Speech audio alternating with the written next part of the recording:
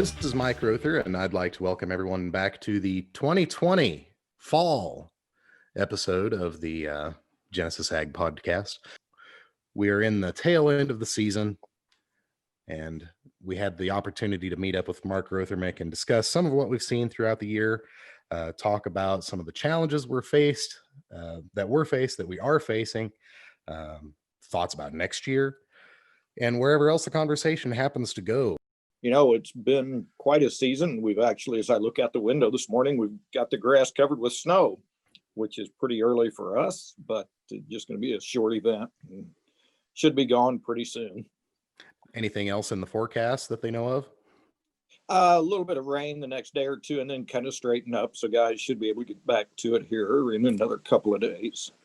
And how has harvest been going for everybody that you work with? You know, the whole season's been just a variety of things in my territory. You know, Mike, I work a pretty good section of Missouri, Kansas, Iowa, and Nebraska, all. And every area has had something different this year. You know, the northern part of my territory had a great spring to get started, great planting conditions. I think a lot of guys ran straight through and planted their whole crop without any kind of interruptions. And you move to the southern part of my territory and they kind of got a start, and then we started getting rain, and they had a really delayed planting season. So, you know, and that was just the first month, and the whole rest of the season was kind of the same. You know, drought really hit part of the northern part of my territory.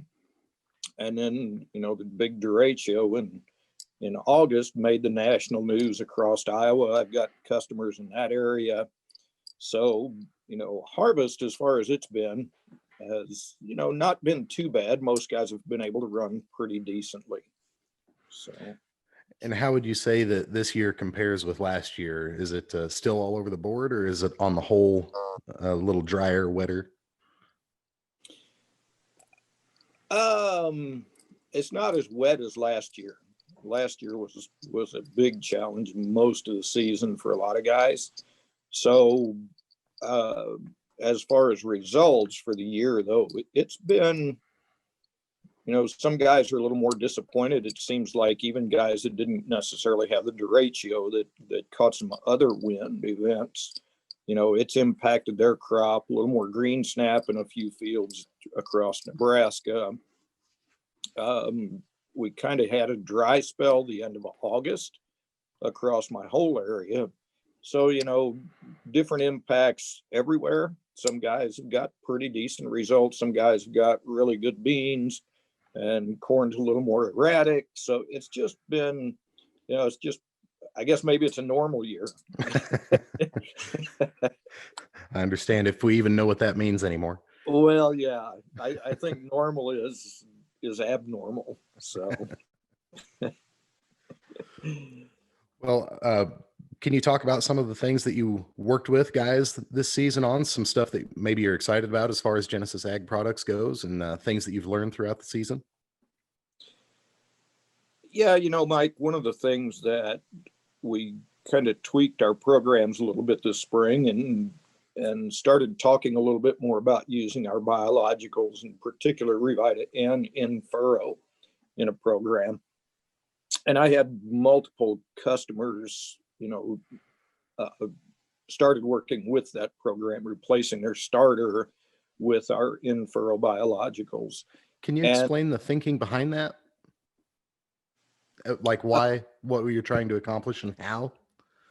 Yeah, sure. You know, a lot of research anymore has been showing that if we have readily available, you know, amounts of phosphorus in the root zone for that early seedling, that the mycorrhizal fungi are not making associations with the plant roots, because the plant doesn't need the biology to do anything for it, because the nutrients already there in abundance. So, you know, a lot of information is saying that maybe it's better to move that phosphorus and some of the other nutrients out of the root zone and let the biology get established early in the plant's life. So that's kind of the reasoning for why we went that direction with our program. And I think, it's confirmation of some things that we've seen in the past. I think as we've, worked with the biology for several years, I think that's probably one of the factors that we're confirming, with our results that are sometimes a little bit erratic. So, the results of what my customers saw this year and what I saw with them was, pretty interesting. Guys, with some of them were obviously a little bit nervous about making a change to something like that. It kind of goes against conventional wisdom that we've been preached for sure. several years. But overall, especially as we got toward later in the season, and guys were watching their crops, they saw some really nice responses in plant health, as well as just the appearance of the crops as the season progressed. And then as we got into harvest and some different testing type things that I do, some significant changes are happening. And this is just the first year, using the products in furrow like this. So one of the things we do know from all of our years of working with them is that progressive years down the road that we work with the biology and continue to build it and supplement it, typically we see even better responses as we move forward. So I'm really looking forward to seeing where all of this goes down the road. And not just myself, my customers are too. Pretty much every one of the guys that did this is, they're excited about what they've seen. So how did that discussion go when you brought that up to a customer who's never done something like that in the past? And so, Farmer Joe, everything I want to kind of reverse that, and let's try something different. Walk me through a basic sales pitch, even though it wasn't a sales pitch, but when you were trying to pitch this idea to a normal farmer. Of course, you probably don't work with normal farmers. Well, there is a little bit of truth in that, Mike. I mean, obviously the customers that come to Genesis Ag are, typically pretty progressive, looking for new ways to improve their yields. And, improving yields is important, and we certainly don't want to, not promote that. But we truly believe that profit is what we all need to be focusing on. Absolutely. So yeah, so that's one of the conversations that I try to have is, what kind of things can we do that long term will keep you on your farm, keep your farm in a position where your kids can farm when they grow up too, and keep that operation profitable. And for us, we truly believe that the more things we can do to improve the soil and improve through biological means your efficiency with the nutrients that you're applying, that we can maintain and improve yields this direction, but hopefully tweak things and hopefully get better efficiency, as I said, from the nutrients that they're applying. And at the end of the year, we want to improve your profitability. So yeah, the conversation is, it does take a little bit of a leap of faith sometimes, and for most guys, when I talk to them, I'm not trying to sell the whole farm the first year. That's never my intention. My intention is, hey, let's give this a try. Let's do some comparing. Let's do some other testing. One of the things that's important for me is yield is important, but there are other yardsticks that I want to use with a producer as we start down this pathway. Things like Haney tests, PLFAs, slake tests. There are a lot of things we can do to see if we're making a difference in the biological component in that soil. And if we can combine some forward motion with that realm, in addition to seeing visual responses in the crop, you know, and knowing that it may take a couple of years to really see a significant, you know, a huge impact where it really makes a big difference. Um, that's kind of the direction that I take with guys. You know, this is not going to be an instantaneous change in everything that you do. It's a pathway. It's a journey to something that's going to make a difference long term for a producer. So what you're doing there, Mark, is really pretty uncharted territory in the industry, and even in Genesis Ag, that's still some pretty cutting edge stuff you're doing. How do you figure your rates, figure your performance, figure your, I mean, when you're just shooting from the hip, how are you gauging what you want to do and how you want to do it with a guy? A lot of producers are using an in-furrow starter already. Mm-hmm. And, you know, depending on what type of product they're using and what rates, it's very common for guys to be in the $10 to $20 an acre range, with some products maybe even beyond that. And with our in-furrow program with Revita N and Morphos and Carbos, which were the products we had in the mix this year, you know, that depending on what a guy's yield level goals are, we can get into that for somewhere in the $15 to $20 an acre range. So if we're replacing his starter, you know, I like to talk about trying to be budget neutral. And instead of just working with nutrients in that root zone, let's work with something that might improve our soil structure and soil conditions as time goes by as well. So it's more than just an investment in this year's nutrients, it's an investment in the future.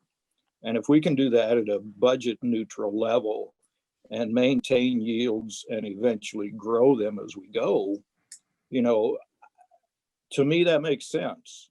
And I think a lot of the producers that I work with, you know, see that as a good possibility. And, you know, the guys that have been working with me for a couple of years, you know, some of those guys have seen enough response in the past that, you know, they've been very happy with the results and, you know, using it on significant acres as well. So that was basically your yardstick to kind of gauge with on the beginning, is just whatever a guy's comfortable spending, and we'll adjust the program to that. Oh yeah, definitely. You know, that's one thing. Our products, you know, being able to adapt them to every individual's capabilities, you know, different equipment setups and things like that. We have to be adaptable, you know, because the other thing that our goal with the biological program, when I talk about efficiencies of nutrients, you know, our goal is to reduce some of the nitrogen and phosphorus and eventually maybe even some of the other nutrients that a producer may be applying, because we're getting better utilization of those with the biology they're working in the soil. So, you know, when we talk about that, you know, there are some things with spoon feeding some of the nutrients, especially nitrogen and things like that, that we would really ideally like to see a producer be able to do.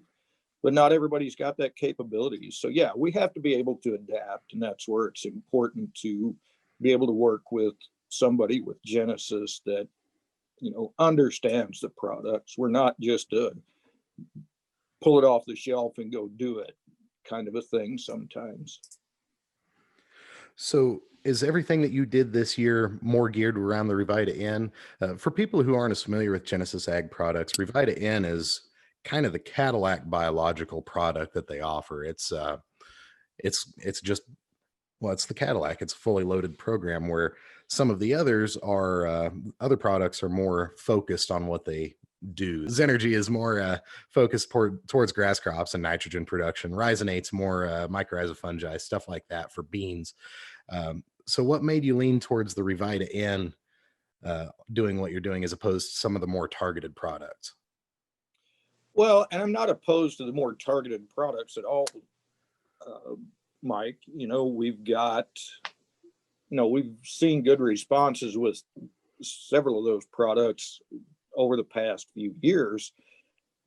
But I think the vision of Philip and Josh, ownership of the company, and most of us that are, significantly involved with the company, is we want to try to work with producers to remediate their soils, to bring them back to a more productive, natural state, working with some of the natural components of the biology that might be in the soil. So it's not that we're not still working with any of those products. I mean, and I've got a lot of producers who may not necessarily be ready to move to the biological side, who still want to work with our foliar applications and things like that. So it's not that I'm not still excited about everything else we've got in the toolbox and working with those people. It's just that I think this is probably, in agriculture, there's a lot of talk of sustainability and cover crops and a lot of things like that. And I think some of the benefits that we're seeing, especially with some of the new ideas that are coming out, to me, there's that long-term benefit. We're starting to look at, so often as a producer, and I grew up farming. I farmed for a good bit of my life too, spent a lot of hours in the tractor and combine seat, just like you. And I understand oftentimes we focus on how I'm going to get through this year, and that's really all. The farther we look, a lot of times, is what do I need to do to get through this year, to be profitable for this year. And I want to start talking with producers about what are we going to do? What are we doing to ensure our long-term health and ability to stay here on the farm? And to me, that's, when you start talking about how do you improve your long-term, potential, how do you create more resilience in your system, it all comes down to the soil and the ability, the biology there. If you want to talk about how do you increase your water holding capacity for guys that have drought this year, best way to do that is to build soil structure through biology. You want better efficiency from your nutrients? Where does that come from? It comes from biological activity. There's just so many things that a healthy soil will give you. And so I think that's the reason for me personally, that's the direction that, is the most exciting. And again, like I say, working with guys who may be, pushing for yields in a contest, may want to work with some foliar applications. Yeah, that, still very much excited to do that too.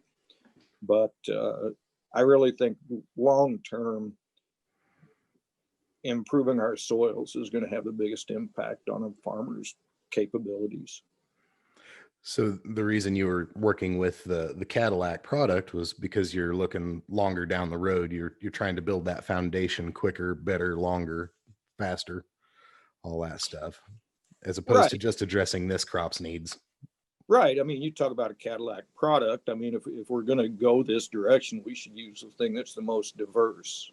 As you mentioned, Zenergy and Horizon 8 are a little bit more targeted for particular crops. Revita N has just got a lot bigger diversity of microbes in it. So as we try to reestablish some of the things that are pretty depleted out here in our soils on our biological side. I was looking at some Haney tests and PLFA tests, actually, just from some samples that we pulled this fall.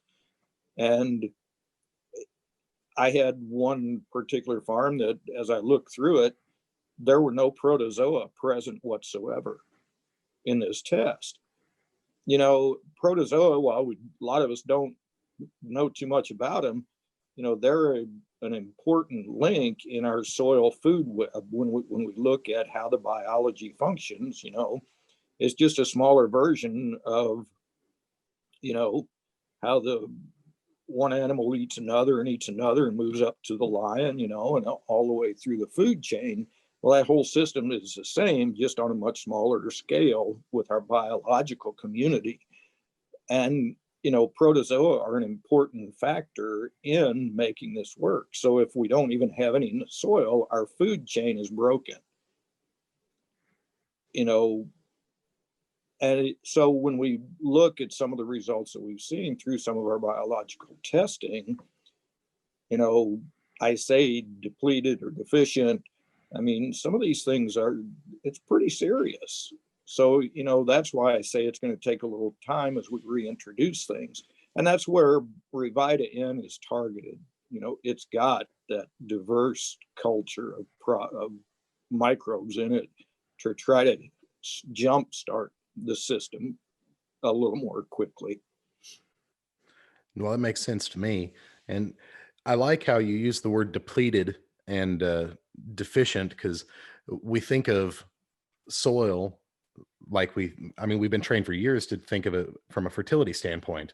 We're low in something, we're deficient, we can add it, we're going to do that. And biologically speaking, over the years, that's not something we could do. All we were doing was using up what we had. We were never building more.